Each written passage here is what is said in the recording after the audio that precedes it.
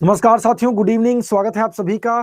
थोड़ा सा विलंब हो गया है, कोई बात नहीं। चलिए तो स्टार्ट करते हैं क्लास को। मनोज जी, सोहनी, प्रवीण जी, सुप्रिया, देवांशु, ममता प्रसाद जी, निखत रहमान, संजीव कुमार, मृदुल कुमार, शंभू जी, आप सभी का स्वागत है, आप सभी का वेलकम है दोस्तों।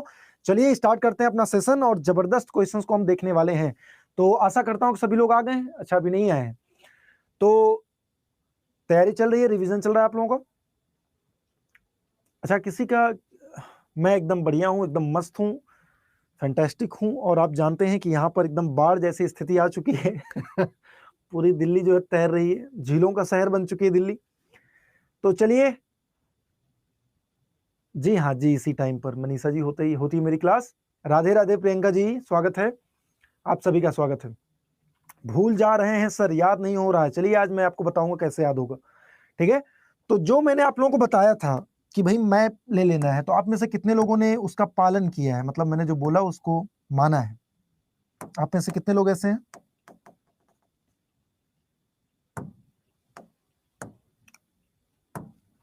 मैंने कहा था कि आप सभी को या तो स्कूल एटलस ले लेना, school Atlas,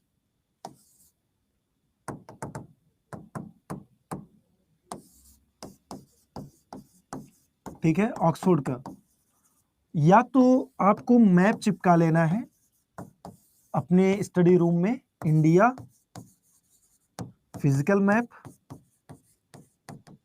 and world political map. ये सब आपने किया? सर एटलस ले लिए हैं, बहुत बढ़िया नीतू जी। तो वर्ल्ड का नहीं लिया है अभी, कोई बात नहीं, वर्ल्ड का नहीं लिया है, इंडिया का ले लिया सबने। बिहार एंड इंडिया का ले आई हैं सर, ले आए हैं आप। अच्छा मृदुल जी, बहुत बढ़िया किया आपने। मेरे पास पुराना एटलस है तो कोई दिक्कत नहीं, पुराना है नया है कोई दिक्कत नहीं। बहुत बढ़िया निखत। तो यहां पर आप लोगों को क्या करना है कि सबसे पहले तो जैसे मान लीजिए कि पॉलिटिकल मैप आप देख रहे हैं, ठीक है, मान लीजिए कि आप इंडियन पॉलिटिकल मैप देख रहे हैं। तो पॉलिटिकल मैप हमें क्या जानकारी देता है? ये हमें जानकारी देता है, पहली चीज तो जितने भी हमारे स्टेट्स हैं एंड यूटीज हैं, यूनियन टेरिटरीज हैं, इनके बारे में जानकारी देता है। इनके कैपिटल्स के बारे में जानकारी देता है कि भाई कौन कौन सी राजधानियां हैं। इनके टेरिटरी के बारे में जानकारी देता है कि इनकी सीमा क्या है, बॉर्डर क्या है, ठीक है। और जितने भी शेयरिंग बॉर्डर्स हैं उनके बारे में जानकारी देता है। साथ ही साथ इसी में आपको लेक्स वगैरह दिखेंगी, ठीक है, लेक्स वगैरह दिखेंगी, नदियां वगैरह दिखेंगी। तो बहुत सारी चीजें आपको इसमें दिखने वाली हैं पॉलिटिकल मैप में, क्लियर। और जो आपको फिजिकल मैप है, इंडिया की बात कर रहा हूं अभी मैं, फिजिकल मैप में आपको सिर्फ और सिर्फ क्या दिखेंगे? Physical features. जैसे अगर मैं बात करूं जितने भी हाईएस्ट पीक्स वगैरह हैं, हाईएस्ट पीक्स हैं, माउंटेन रेंजेस हैं, माउंटेन रेंजेस, ठीक है। और इसमें भी आपको दिखेंगे लेक्स, इसमें आपको दिखेंगे national park and wild life sanctuaries, ठीक है। ये सब आपको देखने को वहां पे मिलेगा, तो उसको पॉइंट आउट करना है। पर्वत, नदियां, जंगल सब कुछ दिखेगा, इसको आपको क्या करना है? पॉइंट आउट करना है। तो पॉलिटिकल मैप में क्या करना है ये आपने देख लिया, फिजिकल मैप में क्या करना है आपको ये पता चल गया, ठीक है। तो सब कुछ नहीं करना है, पेन है या मार्कर है, कुछ भी है तो आप लोग थोड़ा सा मैप के साथ, मैप के सामने खड़े होकर स्कूल एटलस में खोल करके मैप, स्कूल एटलस है तो बहुत बढ़िया बात है, उसमें तो हर एक चैप्टर वाइज दिया गया है सब कुछ। सर सिर्फ ऑडियो आ रहा है, अगर सिर्फ ऑडियो आ रहा है तो एक बार रिज्वाइन कीजिए, रिज्वाइन कीजिए, सही हो जाएगा, ठीक है।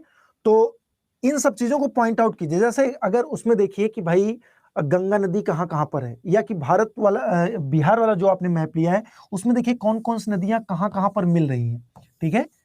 पूरा लोकेशन उनका देखिए, कहाँ से निकल रही हैं, कहाँ मिल रही हैं, क्लियर। और अगर कहीं कोई दिक्कत होती है कि भाई ये आपका क्लियर नहीं हो पा रहा है कहाँ से निकली, तो तुरंत उसको क्या करिए? गूगल करिए, तुरंत गूगल करिए, ठीक है। तो जितनी भी आपकी आशंकाएं हैं, जितने भी आपके डाउट्स हैं, वो सारी चीजें क्लियर हो जाएंगी, ठीक है। हाईलाइट करती हैं, बहुत बढ़िया बात। एक अच्छे एस्पिरेंट की निशानी है कि उसके आप रूम में जाएंगे जब कभी भी, तो आप देखेंगे कि मैप एकदम बिल्कुल आपको लगेगा इसमें कौन सी कलाकारी की गई है, लाल पीला पीला हरा नीला एकदम पेन से मार्कर से बना करके उसको बिल्कुल सजाए हुए। बहुत सारे स्टिकी नोट्स आपको देखने को मिलेंगे, छोटे छोटे स्टिकी नोट्स आते हैं, उसमें छोटी छोटी बातें लिख करके चिपका देते हैं लोग कि भाई हमारी नजर पड़े और वो चीज याद हो जाए, क्योंकि आप हर वक्त नोट्स हर एक चीज की नहीं खोल सकते ना। जैसे मान लीजिए स्टिकी नोट्स के बारे में क्या है, तो एक पेज लीजिए उसमें चिपका, जैसे मान लीजिए बौद्ध संगीतियां हैं, अब बौद्ध संगीतियों के बारे में एक जगह लिख लीजिए, कौन सी बौद्ध संगीति कब हुई, उसके शासन किसके शासन काल में हुई, कौन था अध्यक्ष, कौन था उपाध्यक्ष, कौन सी प्रमुख बात की गई, हल्का सा चिपका देंगे। जितने भी इंडिया के पीक्स हैं उनको आप एक स्टिकी नोट्स में बना सकते हैं, उनकी पीक्स कितनी है, कहां पर है वो, ठीक है। तो इस तरीके से थोड़ा सा क्या इसको बोलते हैं कि स्मार्ट स्टडी। तो स्मार्ट स्टडी आप करेंगे तो निश्चित तौर पर आपको बहुत तेजी के साथ चीजें याद हो जाएंगी। क्लियर है? अखिलेश जी बहुत दिनों बाद क्लास कर पाए। तो इस तरीके से ये सबसे बेस्ट वे है आपको याद करने का कि भाई हमें याद नहीं हो रहा है। अरे आप सिर्फ उसको पढ़ते रहेंगे थोड़ी याद होगा, थोड़ा सा कुछ क्रिएटिव कीजिए ना, है ना।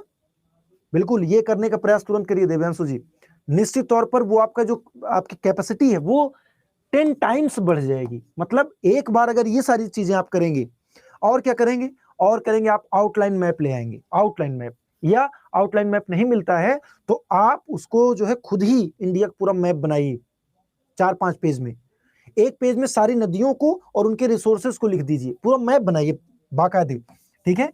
मैप बना करके पूरा बताइए कि भाई ये है त्र्यंबक की पहाड़ी और यहां से निकल रही है गोदावरी, ठीक है, गोदावरी की लेंथ फलाना है, इसकी ट्रिब्यूटरीज को कुछ दिखा दीजिए, ये ट्रिब्यूटरीज हैं।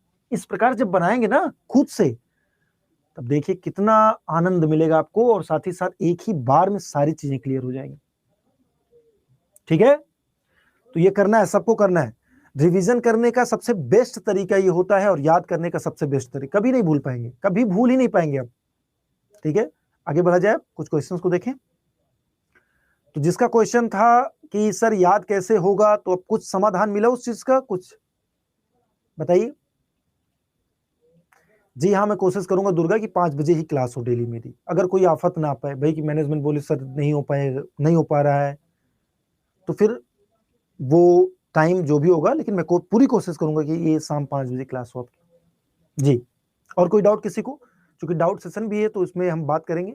बताइए, जितना आप लोगों ने अब तक पढ़ा है Indian geography and world geography या ईवीएस में, कोई किसी को डाउट, किसी भी टॉपिक से रिलेटेड कोई डाउट अगर है तो बताइए।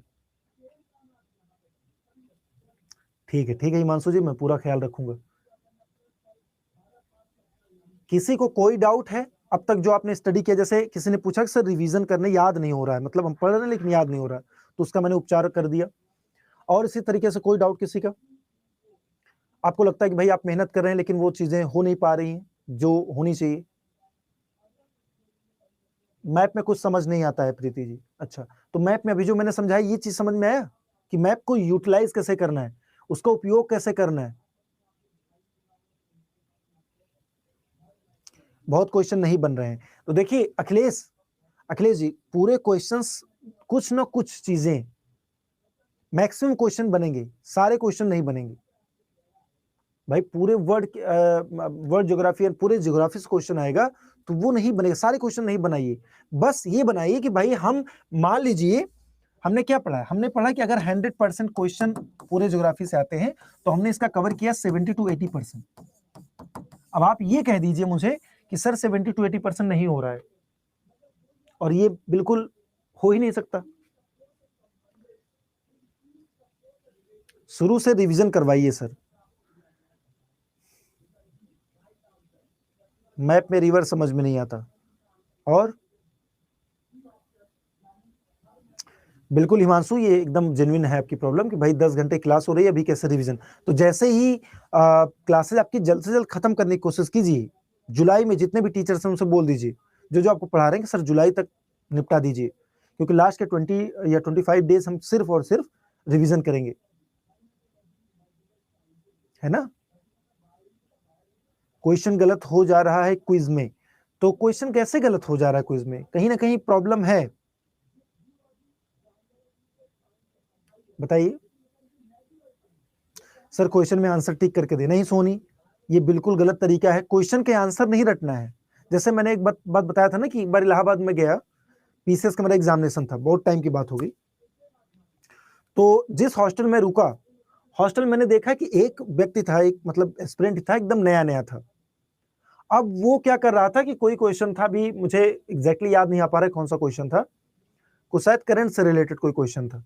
तो उसमें वो मतलब मैं नीचे चाय वाय पीने निकला, तब उसको सुना कि वो फर्स्ट फ्लोर पे अपना बस यही रट रहा है, घूम घूम के पूरे हॉस्टल में रट रहा है, वो एक ही चीज बार बार वही दोहरा रहा है।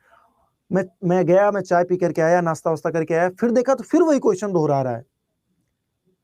और संजोग देखिए कि उस बार वो क्वेश्चन आ भी गया, करंट अफेयर कोई क्वेश्चन था तो उसके दोहराने से मैंने सुना, मैंने सही कर दिया, उसका गलत हो गया। मैंने उससे पूछा कैसे गड़बड़ा गया, बोला ये मतलब रटा था, मुझे लगा आएगा, लेकिन पता नहीं कैसे याद ही नहीं हो पाया। मैंने कहा आपने रटा, ये गड़बड़ कर दिया आपने। और एक महानुभाव थे, वो मेरे दूर के रिलेटिव भी हैं, तो फोन आया कि सर मतलब ये जा रहे हैं, इनका भैया थोड़ा देख लीजिएगा आप कि एंट्रेंस वगैरह अच्छे से हो जाए। मैंने कहा कोई दिक्कत नहीं, हो जाएगा। आए वो, तो उन्होंने कहा कि कैसे करें भैया। मैंने कहा कि एक काम कीजिए, आप जाइए पहले मार्केट से कुछ उठा लाइए, शिल्पी वगैरह, आपके ना समझ में आए, शिल्पी की या फिर डी कुमार्स की वहां पे खूब चलती है नोट्स वगैरह, इलाहाबाद यूनिवर्सिटी की। तो मैंने कहा कि आप जाइए और वो लेकर के आइए, अगर नहीं समझ में आएगा तो मैं लेके आ जाऊंगा।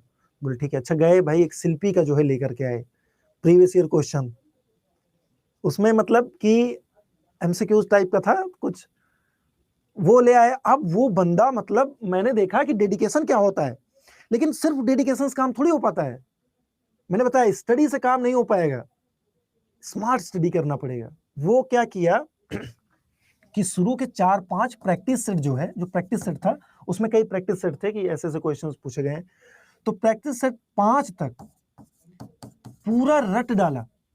और कैसे पता है, ऐसे रटा, 1 का ए, 2 का बी, 3 का सी, इस प्रकार से रटा था। अब ठीक है, वो इंटर करके आया, नया नया लड़का है, उसको समझ में नहीं आया, तो ऐसे उसने रट लिया। एक दिन मैंने ऐसे ही बस मजाक मैंने कहा लाओ जरा दिखाओ यार क्या क्या हुआ, आपका क्या कवर हुआ। मैंने एक लूसेंट भी उसको दिया था, इसको देख लेना। तो बोला कि सब एकदम भैया रट डाला हूं, देखिए आप पकड़िए। मैंने कहा हाँ। कह पूछिए। मैंने कहा बताओ। कह ऐसे नहीं पूछिए। मैंने कहा फिर कैसे पूछना है। बोले वो पीछे जाइए आंसर वाले पे मैंने कहा अच्छा। आंसर में गया, मैंने कहा क्या इसमें पूछना है। बोला ऐसे पूछिए, कोई भी पूछिए, 10 का क्या होगा। मैंने कहा अच्छा बताइए 10 का क्या है। बोला सी। मैंने कहा वाह, पूरा तुमने आंसर रट डाला है। कहा हाँ एकदम रट डाला है, अब टॉप कर जाऊंगा मैं एंट्रेंस में। तो मैंने कहा भाई ऐसे नहीं पढ़ना आप, क्योंकि 1 का बी होगा, 2 का सी होगा। तो उसको मैंने समझाया, मैंने कहा सब्जेक्ट प्रिपेयर करो, ये प्रैक्टिस पेपर है, प्रैक्टिस सॉल्व करो कि भाई मान लीजिए यहाँ से पूछा कि गंगा सबसे लंबी नदी कौन सी है, या गंगा की कौन सी सहायक नदी नहीं है, इसको पढ़ो, तब उसको समझ में अच्छा ऐसे करना है। हाँ ऐसे करना है। तो आप ये मत सोचिए कि भाई सर आप एक काम कीजिए, आप क्वेश्चन के आंसर को ऐसे टिक लगा दीजिए, हम याद कर लेंगे। ये कौन सा तरीका हुआ। आप एक्सप्लेनेशन पढ़िए ना। ये जो क्वेश्चंस हैं, जैसे कि पहला क्वेश्चन, जैसे मान लिया क्वेश्चन है कि निम्नलिखित में से कौन सी नदी समुद्र में अधिकतम मात्रा में पानी ले जाती है, ठीक है। अब यहां पर आपको सिर्फ एक आंसर पता चल जाएगा, टिक कर दूंगा मैं, लेकिन अब जो बताऊंगा इसके बारे में, वहां से क्वेश्चन पूछेगा ना। यही हुआ 68वीं बीपीएससी प्रीलिम्स में। 68वीं बीपीएससी प्रीलिम्स में कुछ बच्चों ने बोला ऐसे सर ऐसे कीजिए, आप पूरा मुझे पीडीएफ दे दिया करिए, उसमें लगा करके आंसर। मैंने कहा ऐसा है, मैराथन जो 3, 4, 5 में लेने वाला हूं, उस मैराथन में आप जितनी बातें मैं बोलूं अच्छे ध्यान से बिल्कुल सुनना, और विश्वास मानिए 8 से 10 क्वेश्चन उसका सही हो गया। मुझे मैसेज आया कि सर ये तो मतलब मजा आ गया। मैंने कहा हाँ सुनो, एक्सप्लेन जो करता हूँ वो इंपॉर्टेंट है। हाँ तो इसका आंसर क्या होगा, देखिए आप लोग बताने लगे अमेजन अमेजन अमेजन। अब मैं सोच लीजिए, जरा बताइए कि मैं ऐसे अमेजन बता के निकल लूं, अब कुछ ना बताऊं, तब कैसे होगा, नहीं हो पाएगा। अब सुनिए, सबसे ज्यादा, देखिए मैंने आपसे बोला था कि अमेजन नदी विश्व की सबसे बड़ी नदी है। सबसे बड़ी नदी, एक सबसे बड़ी होती है, एक सबसे लंबी होती है। अगर मैं सबसे लंबी की बात करूंगा तो नील नदी हो जाएगी, लेकिन सबसे बड़ी नदी मैं बोल रहा हूं क्यों, क्योंकि अपवाह के दृष्टिकोण से ड्रेनेज सिस्टम सबसे बड़ा इसका है। विश्व में सबसे बड़ा ड्रेनेज सिस्टम किसका है, अमेजन रिवर का, अमेजन। सबसे बड़ा, यानी सबसे ज्यादा मात्रा में पानी को बहा कर ले जाने वाली कौन सी नदी है? अमेजन। कहां की है? South America continent, south America continent. और साउथ अमेरिका कंटिनेंट की सबसे लंबी नदी अमेजन। कहां से निकलती है? इंडीज, पेरू जो देश में इंडीज पर्वतमाला से निकलती है और गिरती कहां पर है? अटलांटिक ओशन में। कहां पर? अटलांटिक ओशन में। और एक क्वेश्चन और पूछा गया कि विश्व का सबसे चौड़ा मुहाना किस नदी का है, तब वो क्या हो जाएगा? Amazon river. 60 किलोमीटर चौड़ा मुहाना है इसका, ठीक है। और इसके मुहाने पर एक शहर है मकापा, मकापा शहर है जो कि इसका बंदरगाह शहर है। इसके प्रमुख सहायक नदियों की अगर मैं बात करूं तो मदीरा, रेड, नीग्रो, ये सभी इसकी प्रमुख सहायक नदियां हैं। मदीरा और नीग्रो के, अभी देखिए मैप होगा इसमें, मैं दिखाता हूं। देखिए ये है, पेरू से निकलती है और सबसे लंबी देखिए 60 किलोमीटर चौड़ा मुहाना, अटलांटिक ओशन में गिरती है। मकापा इसका शहर है, बंदरगाह शहर। यहां पर देखिए ये है निग्रो नदी और ये है मदीरा नदी। ये दोनों जहां पर मिलते हैं वहीं पर एक शहर है और इसका नाम है मनौस शहर, मनौस सिटी। और यह मनौस शहर किसके उत्पादन के लिए फेमस है? कोकोआ। सबसे ज्यादा कोकोआ का निर्यात यहीं से होता है, मनौस से। कोकोआ से क्या बनता है? चाहे आपका जितना हर कोई चॉकलेट हो, चॉकलेट बहुत पसंद है आप लोगों को, जितने चॉकलेट्स हैं सब में कोकोआ पड़ता है। क्या पड़ता है? कोकोआ। चॉकलेट बनता है इससे। क्लियर है? अब देखिए चूंकि इक्वेटर पर स्थित है तो आप देख पा रहे होंगे एकदम नदियों का जाल बिल्कुल बुना हुआ है। देख रहे हैं कितनी नदियां हैं, कितनी इसकी सहायक नदियां, बहुत सारी। अब जब बहुत सारी सहायक नदियां हो जाएंगी तो सबसे ज्यादा पानी तो यही ले जाएगा ना। और सहायक नदियां इतनी ज्यादा क्यों हो गई? क्योंकि सबसे ज्यादा रेन तो यहीं पर होती है ना। सबसे ज्यादा वर्षा इक्वेटोरियल रीजन में होती है, विषुवत जलवायु प्रदेश में होती है।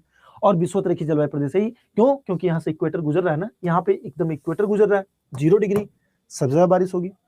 यहीं पर पाया जाएगा सेल्वास का वन, सेल्वास का वन पाया जाएगा, सेल्वास फॉरेस्ट। बड़ी बड़ी घासें, 6-6 फुट की हाइट की घासें। इसीलिए अमेजन, पूरे अमेजन रिवर में क्या नौकायन संभव नहीं है। नौकायन मतलब नाव से आप सोचिए कि भाई पूरे अमेजन की यात्रा कर लीजिए, संभव नहीं है। घने वन, डेंस फॉरेस्ट बिल्कुल। और अमेजन वन पृथ्वी का फेफड़ा के नाम से जाने जाते हैं। क्यों? क्योंकि पूरे पृथ्वी पर सबसे ज्यादा ऑक्सीजन जनरेट करने वाला कोई भी फॉरेस्ट है तो वो है अमेजन वन। ट्रेड विंड्स के बारे में बता दीजिए। चलिए अभी बता दूंगा, क्वेश्चन क्या पता आ जाए, नहीं आया तो जरा एक बार और याद दिला दीजिएगा लास्ट में, ठीक है? बता दूंगा। नेक्स्ट, अब देखिए निम्नलिखित में से कौन सा एशिया का सबसे बड़ा ग्लेशियर है? ग्लेशियर दोस्तों बड़े बड़े हिमखंड होते हैं, बहुत बड़े बड़े हिमखंड होते हैं, जहां जो तमाम रिवर्स के सोर्स भी होते हैं।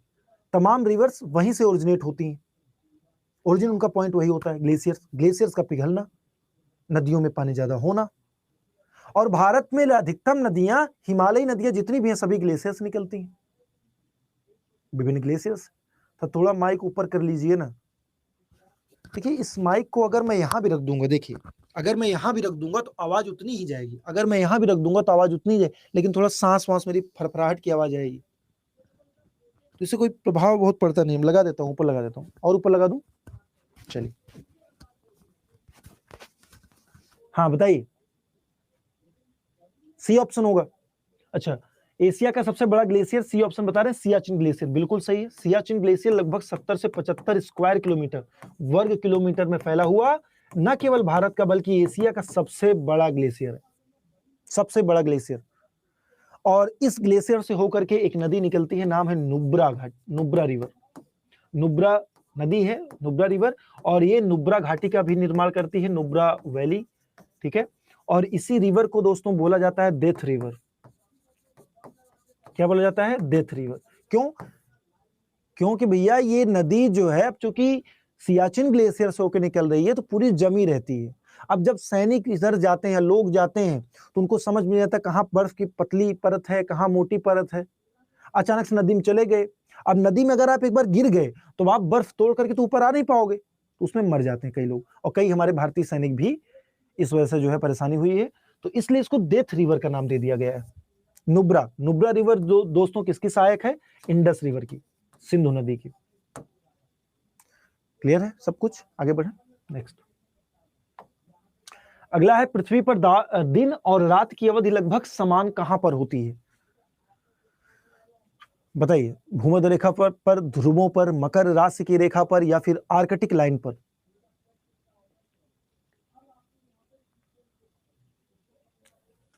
इरफान आलम जी क्या बता रहे हैं? ए ऑप्शन, विजय, किरण, अनुपम।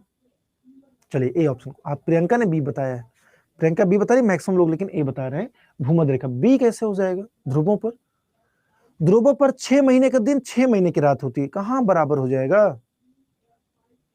बताइए, बचपन नहीं पढ़ा है अच्छे से? कोई बात नहीं पढ़ा तो आप पढ़िए। पृथ्वी पर दिन और रात की अवधि बराबर होगी कहां पर? जहां पर सूर्य बिल्कुल लंबवत चमकेगा।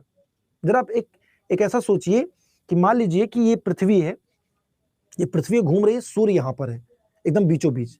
अब देखिए जरा, एक ये पॉइंट होगा बीचों बीच पृथ्वी वाला क्षेत्र, जहां पर दिन और रात बराबर होगा ना। बाकी कहीं पर भी मान लीजिए ये पृथ्वी हो गई, अब सूर्य यहां चमक रहा है, तो यहां पर दिन रात क्या बराबर होगा? नहीं होगा। सूर्य उत्तरायण और दक्षिणायन होता रहता है। ठीक है, तो समझिए भूमध्य रेखा पर, कहां पर? इक्वेटर पर। इक्वेटर पर दोस्तों चूंकि सूर्य लंबवत चमकता है, बिल्कुल सीधे चमकता है, इसलिए यहां पर 12 घंटे का दिन और 12 घंटे की रात होती है। और कहीं पर बताइए, आप अपने यहां बताइए, क्या दिन रात बराबर होती है? नहीं होती बराबर।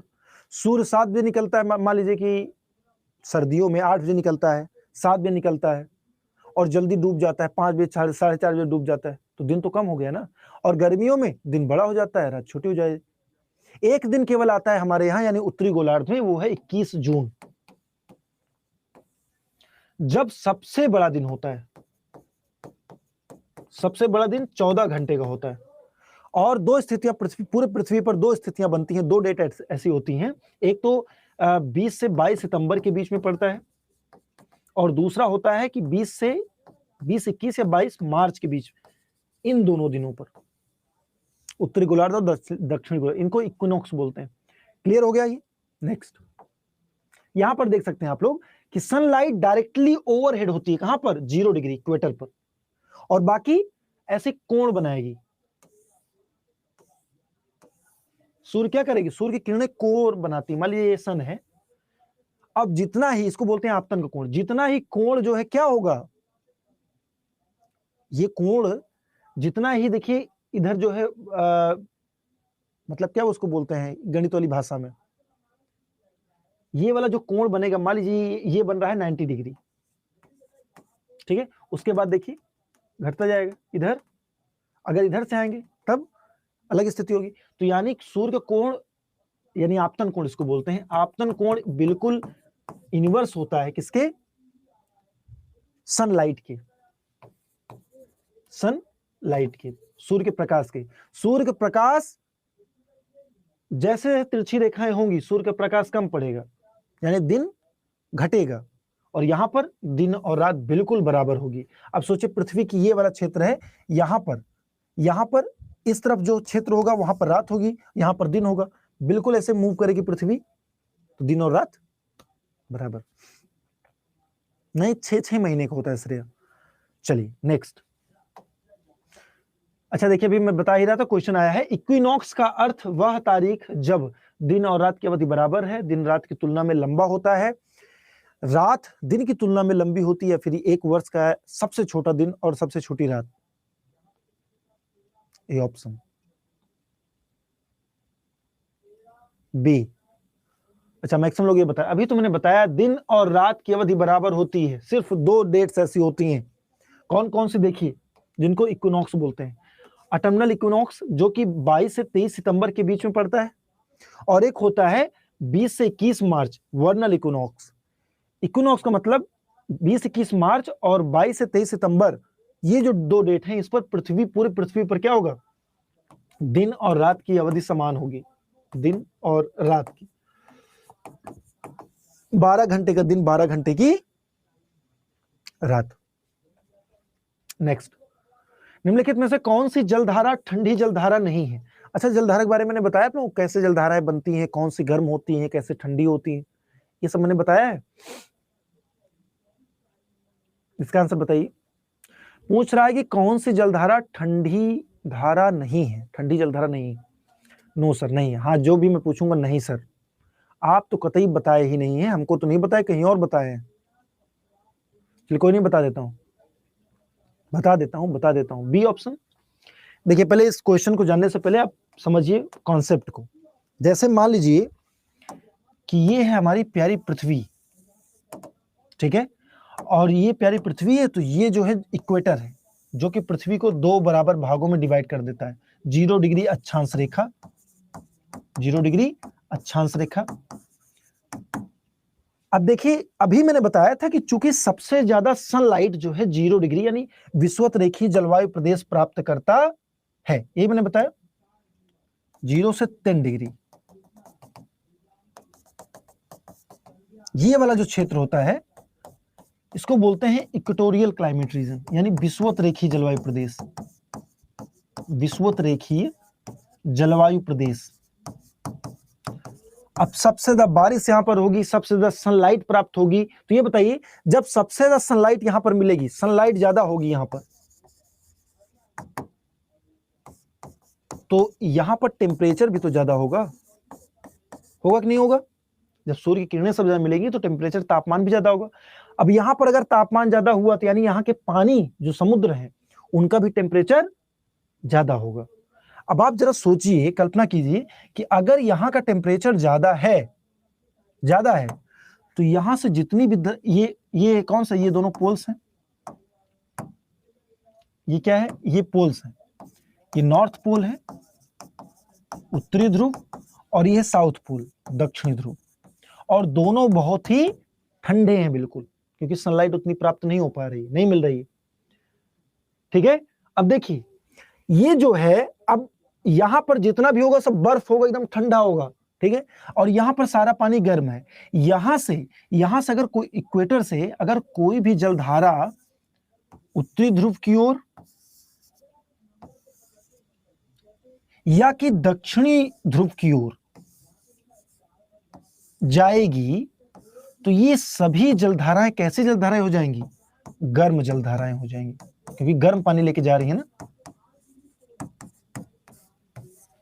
वार्म ओशन करेंट्स होंगी। क्लियर? अब देखिए, एक और ऐसे है कि मान लीजिए कि ये है जो पोल से होकर के इक्वेटर की तरफ आएंगी,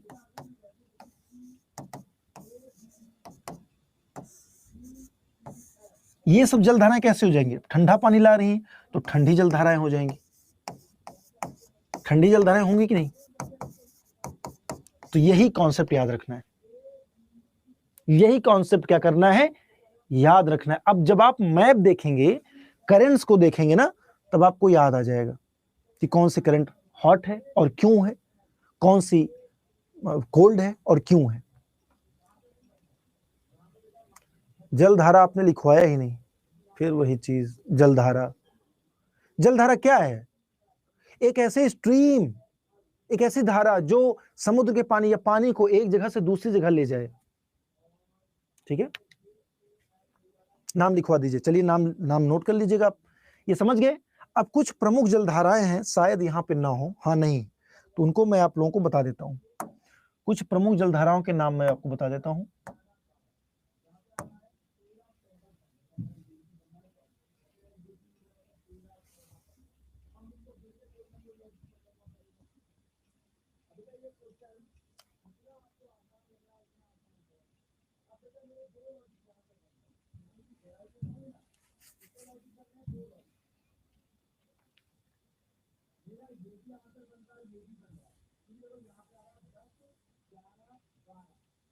कुछ प्रमुख जो जलधाराएं हैं उनको मैं आप लोगों को दिखा देता हूं, बता देता हूं अच्छे से।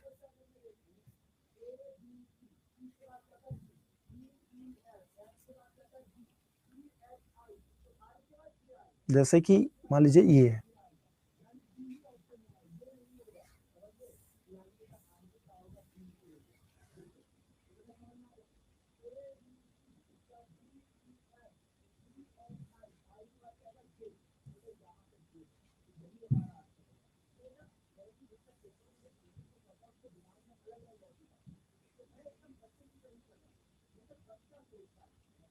देखिए, अब आप सभी लोग देखिए और ये बताइए कि यहाँ पे तमाम आपको जलधाराएं देखने को मिल रही हैं, विश्व की तमाम जलधाराएं आपको देखने को मिल रही हैं।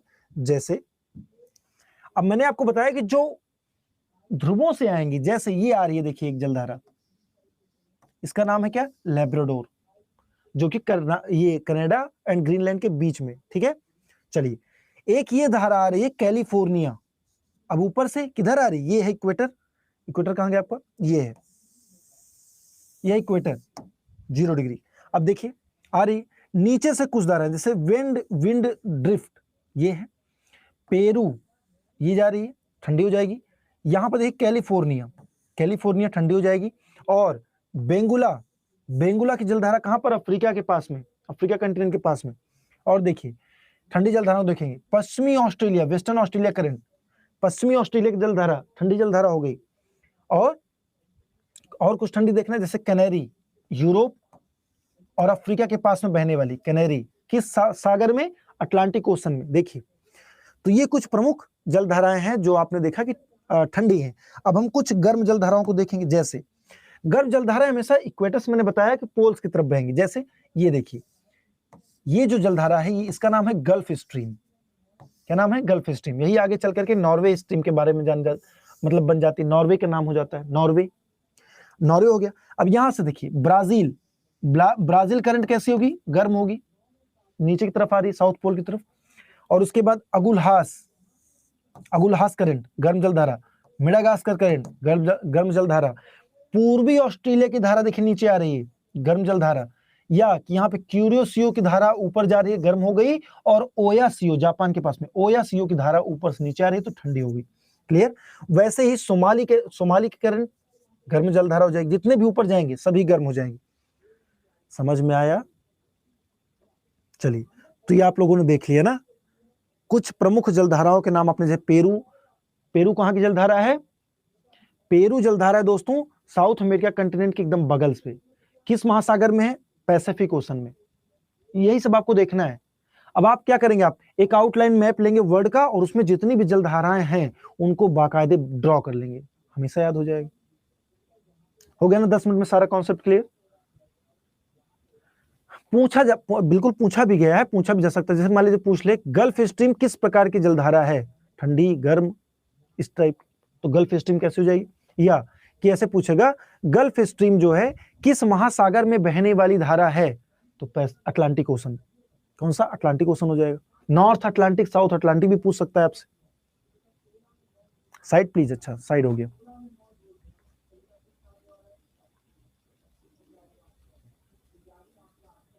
डन, आगे बढ़े। इसमें बहुत सारे और भी तमाम ऐसे होंगे। एक फोटो थी जो बहुत ही अच्छी थी, लेकिन वो नहीं मिल रही है। एक इमेज थी, बहुत ही परफेक्ट थी। चलिए, आप लोगों ने देख लिया, और भी मैं दिखा देता हूं, और भी इमेजेस को दिखा देता हूं।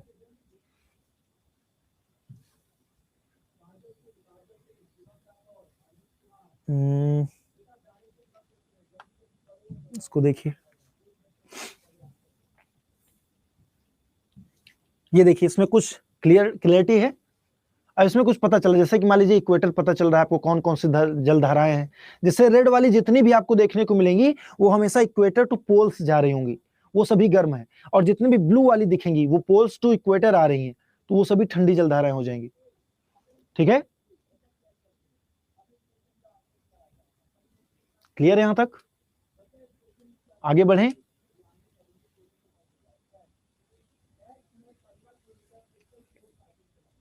क्लियर, ओके, आगे बढ़ते हैं। और कल मैराथन क्लास है, तो प्लीज, कल तो क्लास आपके है नहीं एप्लीकेशन पर, तो कल मैराथन में आप लोग जरूर आइए, मेरा विनम्र निवेदन है। इसीलिए टीचर वाले पे मेरी मैराथन नहीं लगी थी, लेकिन मैंने लगवाया, क्योंकि आप लोग पढ़ चुके हैं। हम डिस्कस करेंगे क्वेश्चंस को, मोर एंड मोर क्वेश्चंस को डिस्कस करेंगे। कल जो आप लोगों की मैराथन, देखिए मेरी मैराथन लगी थी बीपीएससी के लिए, 69वीं बीपीएससी के लिए, वो लगी है 8 से 12 लगी थी। तो मैंने 8 से 10 और 10 से 12 इस प्रकार से करवा लिया कि 2 घंटे मैं इकोनॉमिक्स पढ़ाऊंगा, इकोनॉमिक्स क्वेश्चन डिस्कस करूंगा, उसमें भी आप लोग आइए 69वीं बीपीएससी के लिए। चूंकि आयोग एक ही है, सेम है, तो क्वेश्चन भी सेम आ सकते हैं। और एक है, और 2 घंटे के लिए आपको मैं टीचर्स वाला लगवा लिया हूँ, पूरा जीके जीएस का लगवा लिया हूँ, लेकिन उसमें मैक्सिमम क्वेश्चन में कोशिश करूंगा कि ज्योग्राफी, पॉलिटी ये सब के हो जाएं, ठीक है, ईवीएस के हो जाएं। चलिए आगे बढ़े। नेक्स्ट 8 से 12 है मैराथन, टाइम याद रखिए, जैसे 8 से 12 है तो बीच में आधे घंटे का मैं ब्रेक लूंगा, 40 मिनट का, फिर से नया स्टार्ट हो जाएगा। क्लियर? 8 से 12। नेक्स्ट, अब चलते हैं अपने क्वेश्चन पर, आगे बढ़ेंगे। अगला सवाल है, लेप्चा तथा भूटिया जनजातियां निवास क्षेत्र कहां पर है? लेप्चा और भूटिया जनजातियां कहां पाई जाती हैं? सिक्किम, ओडिशा, मेघालय, मिजोरम। टीचर वाला धीरज पूछ रहे, अच्छा इकोनॉमिक्स नहीं पढ़ना है, वहां से क्वेश्चन नहीं आएगा, समझिए भाई, पढ़िए, और क्वेश्चंस के माध्यम से पढ़ने में बड़ा मजा आता है, सच में बड़ा मजा आता है, और मैं डिस्कस खूब करता हूं ना तो और मजा आता है, वो पूरा टॉपिक क्लियर करता हूं। बी ऑप्शन, बी सिक्किम बिल्कुल सही। लेप्चा और भूटिया ये दोनों जनजातियां कहां पर पाई जाती हैं? सब ज्यादा सिक्किम में पाई जाने वाली जनजातियां, लेप्चा और भूटिया। तो एक क्या बनाएंगे, एक बनाएंगे ऐसे आप लोग, एक पेज में जितनी भी प्रमुख जनजातियां हैं, खासतौर पर बिहार की तो जितनी है सब नोट कर लेंगे, कौन कौन जनजातियां हैं, ठीक है, और जो है भारत की भी नोट कर लेंगे। जैसे मान लीजिए लेप्चा और भूटिया, ऐसे लिखेंगे सिक्किम, सिक्किम में कौन कौन जनजातियां? लेप्चा है, लेप्चा, भूटिया। फिर ऐसे लिख लेंगे, और जैसे बिहार में कौन सी, उत्तर प्रदेश में कौन सी, प्रमुख प्रमुख राज्यों के 3-4 जनजातियों के नाम लिख लेंगे, एक पेज में हो जाएगा। नेक्स्ट, गारो, खासी और जयंतिया, गारो, खासी और जयंतिया जनजातियां किस राज्य में निवास करती हैं? चूंकि अब आपको पता है गारो, खासी, जयंतिया खूब अच्छे से पढ़ा आपने, किस राज्य में है? मॉर्निंग में होगा खुशबू जी, मॉर्निंग में 8 to 12, 8 से 12 कल मॉर्निंग में है मेरी marathon class. D option Meghalaya बिल्कुल सही है, क्योंकि गारो, खासी, जयंतिया पहाड़ियां कहां पर पाई जाती है? तो मेघालय, मेघालय इन्हीं जनजातियों के नाम पर उन पहाड़ियों का नाम पड़ा हुआ है, मैंने लिखवाते समय बताया होगा आपको, ठीक है। चलिए नेक्स्ट, निम्नलिखित में से कौन सा एक पारितंत्र शब्द का सर्वोत्कृष्ट वर्णन है? क्या आपको लगता है कि क्या हो सकता है जो इकोसिस्टम है, निम्नलिखित में से कौन सी परिभाषा बेस्ट होगी इकोसिस्टम के लिए? बताइए, हिंदी और इंग्लिश दोनों पढ़ लीजिए, मैं थोड़ा साइड में हो जाता हूं, बताइए।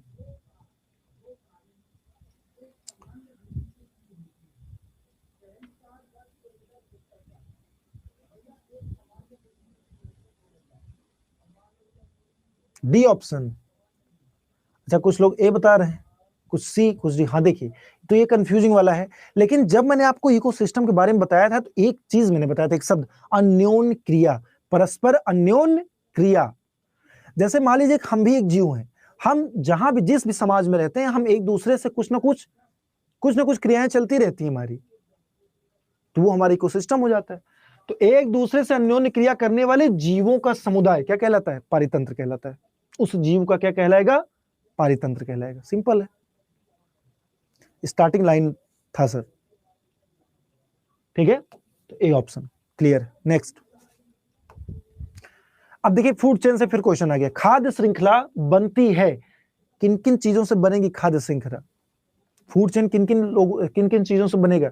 4 ऑप्शन है और उसमें विभिन्न बातें बताई गई, बताइए फटाफट। अखिलेश जी, ए ऑप्शन होगा, तनवीर, निखत, शशांक, तनुप्रिया, प्रिया जी, दुर्गा, नीतू, रागनी, श्याम जी, बहुत बढ़िया। A option, D option, C option सब बता देते हैं आप लोग, कितने प्यारे हैं आप लोग, देखिए सब कुछ बता देते हैं, कोई भेदभाव नहीं रखना किसी ऑप्शन के साथ। फूड चेन बनता है उत्पादकों के साथ, उपभोक्ताओं के साथ और अपघटकों के साथ, सही तो है, क्या प्रॉब्लम है इसमें? क्लियर है बिल्कुल। ये बी क्यों नहीं होगा? उत्पादक है, मांसाहारी आ गया, मांसाहारी क्या होता है? उपभोक्ता बोलिए ना। और यहां उत्पादकों हैं, प्राथमिक उपभोक्ताओं से नहीं, क्या सिर्फ प्राथमिक उपभोक्ता होते हैं? नेक्स्ट, उत्पादकों से और शाकाहारियों क्या होते हैं? उपभोक्ता नहीं होते, प्राथमिक उपभोक्ता, गलत हो गया। तो हमेशा फूड चेन बनता है किनके द्वारा? यहां उत्पादक होते हैं, प्रोड्यूसर्स, उपभोक्ता होते हैं, ठीक है, और उपभोक्ता में 3, प्राइमरी, सेकेंडरी एंड टर्सरी, और यहां पर पाए जाते हैं अपघटक, डिकम्पोजर्स। देखिए सिर्फ 3 चीजें, ये क्या बनाते हैं, ये बनाते हैं फूड चेन। नेक्स्ट, समझ में आ गया ना। आगे ये देखिए वही सेम चीज, पूरा साइक्लिक प्रोसेस है ना। प्रोड्यूसर्स घास फूस, ग्रेस हॉपर ने खाया, ग्रास हॉपर ने, टिड्डे ने, अब टिड्डा को खाया फ्रॉग ने, फ्रॉग को खाया सांप ने, सांप को खा लिया बाज ने, ईगल ने, ठीक है। और इसको पचा दिया डिकम्पोजर्स ने, और डिकम्पोजर्स के साथ ही फिर ये मिल जाते हैं किस्मत फिर प्रोड्यूसर्स में, मिट्टी उट्टी से पोषक तत्व बन के फिर वही चीज। सर क्लास का यही टाइम रहने दीजिए। अच्छा शशांक जी, बिल्कुल कोशिश करूंगा मैं। नेक्स्ट, किसी पारितंत्र में सबसे बड़ी संख्या होती है किसकी, प्राथमिक उत्पादकों की, प्राथमिक उपभोक्ताओं की, द्वितीयक उपभोक्ता, द्वितीयक लिखा हुआ है, द्वितीयक उपभोक्ताओं की, या फिर अपघटनकर्ताओं की। सबसे ज्यादा संख्या किसकी होगी?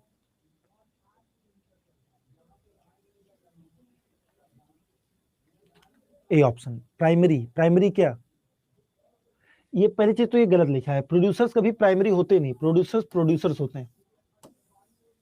बिल्कुल सही है, प्रोड्यूसर सबसे ज्यादा संख्या होगी।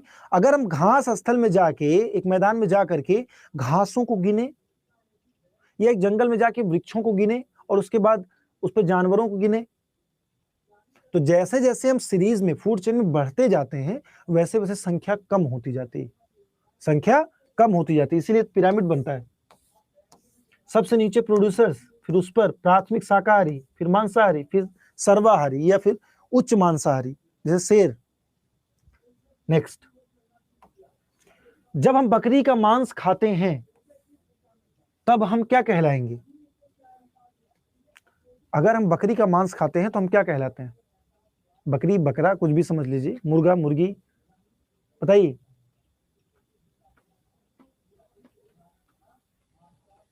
B, B, okay. सी, देखिए बकरी का मांस खाया है तो आपको ये पता लगना चाहिए पहले कि बकरी ने क्या खाया है। बकरी ने खाया घास, चूंकि घास है उत्पादक, प्रोड्यूसर, तो इसलिए बकरी ने खाया। बकरी है शाकाहारी यानी प्राथमिक उपभोक्ता है, हमने खाया तो हम द्वितीयक उपभोक्ता हो गए ना। जिसको ये बकरी को जो खाएगा वो द्वितीयक उपभोक्ता होगा, तो हम क्या है, सेकेंडरी कंज्यूमर। क्लियर, बी, सी नहीं होगा, बी होगा। बीच में बकरी कुछ है क्या, बताइए, है ना। चलिए नेक्स्ट,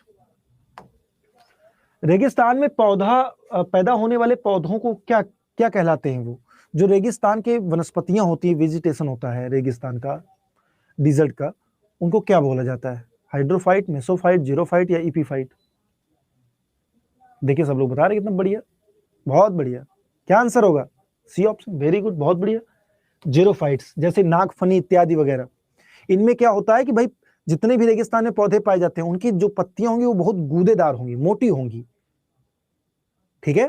और उनकी जो पत्तियां होती है उस पर कई वनस्पतियों में कांटे लगे रहते हैं।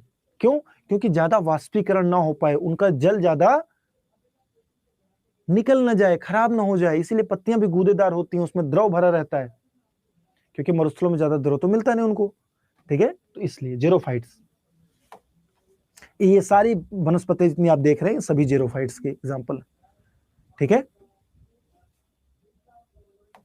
अगला, हिमालय के निम्नलिखित हिस्सों में से कौन सा हिस्सा तीस्ता और ब्रह्मपुत्र नदियों के बीच में स्थित है? अब हिमालय को भी कई डिवीजन में बांटा गया है, तो वो बताइए। अब रेंजेस नहीं पूछ रहा आपसे, आपसे श्रृंखला पूछ ही नहीं रहा है कि किस रेंज में, कौन सी पर्वत श्रृंखला, आपसे पूछ रहा है कि हिमालय का कौन सा भाग है, कौन सा हिस्सा है। तो ए ऑप्शन, हिमाद्री नहीं होगा, पूर्वी हिमालय होगा, ईस्टर्न हिमालय।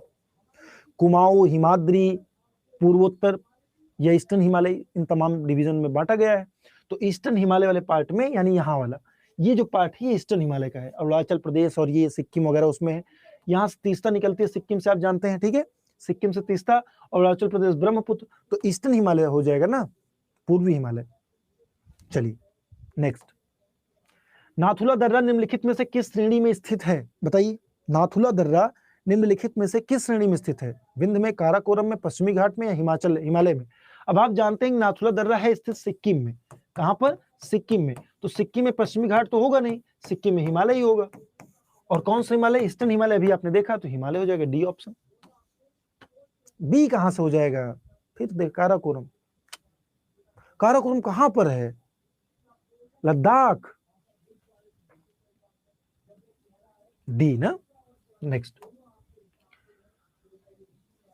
ये देखिए नाथुला दर्रा, नाथुला दर्रा है और जेलेपला दर्रा है, ये दोनों दर्रे कहां पर है? सिक्किम में लिखवाया गया है। नेक्स्ट, जोग जलप्रपात किस नदी पर स्थित है?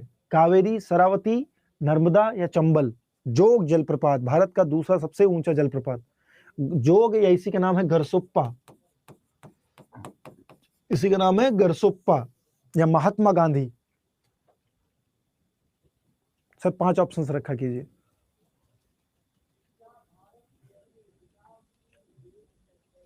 बी ऑप्शन, जोग जलप्रपात बिल्कुल से शरावती नदी पर, कर्नाटक के शिमोगा जिले में, कर्नाटक। नेक्स्ट, पर्यावरण व पारिस्थितिकी का जैविक घटक क्या होता है? जैविक मतलब मैंने बताया 2 घटक होते हैं, बायोटिक, अबायोटिक। पर्यावरण पारिस्थितिकी में 2 घटक, 2 कंपोनेंट्स, एक बायोटिक, दूसरा अबायोटिक। बायोटिक में सारे सजीव चीजें आती हैं और अबायोटिक में सारी निर्जीव चीजें आती हैं जो हमारे पर्यावरण में रहती हैं। सर आप बंद कीजिए, सीएस की क्लास है। अच्छा टाइम हो गया क्या? अच्छा ठीक है, जल्दी से देखेंगे। देखिए, बायोटिक वर्सेस अबायोटिक फैक्टर 2 प्रकार के होते हैं। जैसे हम अगर बायोटिक की बात करें तो इसमें सभी लिविंग थिंग्स आ जाती हैं, जैसे प्लांट्स आएंगे, एनिमल्स आएंगे, फंगस आएंगे, बैक्टीरिया आएंगे, ये सब आ जाएंगे, सजीव चीजें। और नॉन लिविंग थिंग्स आते हैं किसमें? अबायोटिक में, जैसे water, sunlight, soil, air, temperature, जो पर्यावरण को प्रभावित करने वाले कारक हैं। तो 2 प्रकार के होते हैं, जैविक और एक अजैविक। ठीक है, तो इनको देख लेंगे। बाकी कुछ क्वेश्चंस यहाँ पे मैं आपको और दे देता हूं, जैसे इसमें तमाम क्वेश्चंस हैं, इसको आप सॉल्व करने का प्रयास कीजिएगा। ठीक है, समय हो रहा है, आप लोग सही कह रहे हैं, तो इसको मैं सेव कर देता हूं।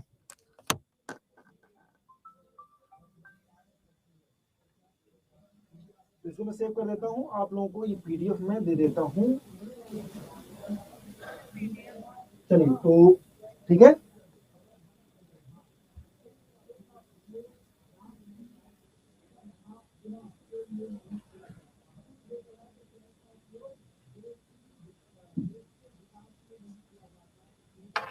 हैंगआउट दे दूंगा, हैंगआउट दे दूंगा। अब और ध्यान दीजिए सभी लोग, जितने भी हमारे साथी हैं, अभी क्लास जैसे ही बंद होगी तो एक फीडबैक आ जाएगा कि टीचर का फीडबैक है, कंटेंट का, इंस्ट्रक्टर का, तो आप लोग प्लीज उसमें थोड़ा सा ध्यान दीजिएगा।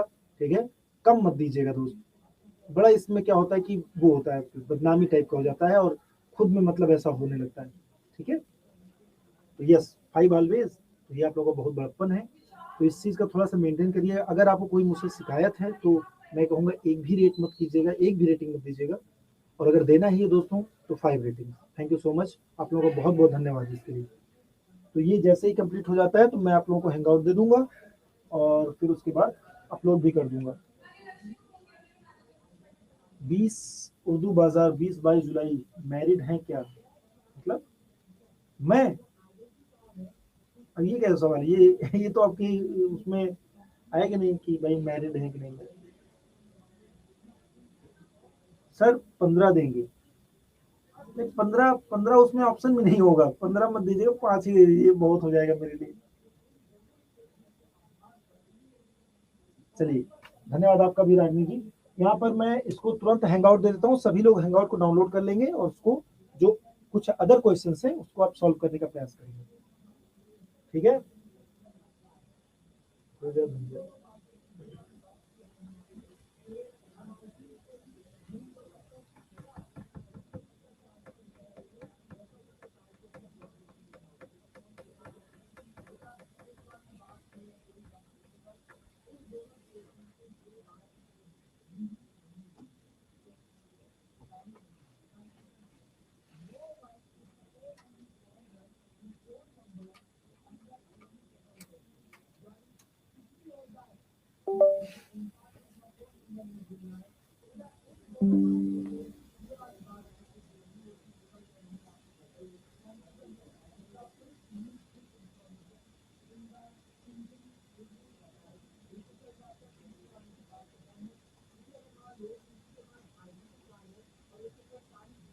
आज करंट का मैराथन होना था, नहीं हुआ। हाँ एक्चुअली सर के यहाँ आप जानते हैं दिल्ली में कई क्षेत्रों में पानी आ गया, मैं ही पहुंच पाया, बाकी सर शायद आ नहीं पाए जो करंट आपको पढ़ाते हैं। है ना, इसलिए नहीं पाए। थैंक यू सो मच, मिलते हैं फिर से परसों, और कल मैराथन में सभी को आना है, 8 से 12 मैराथन है। धन्यवाद, शुभ रात्रि, थैंक यू सो मच।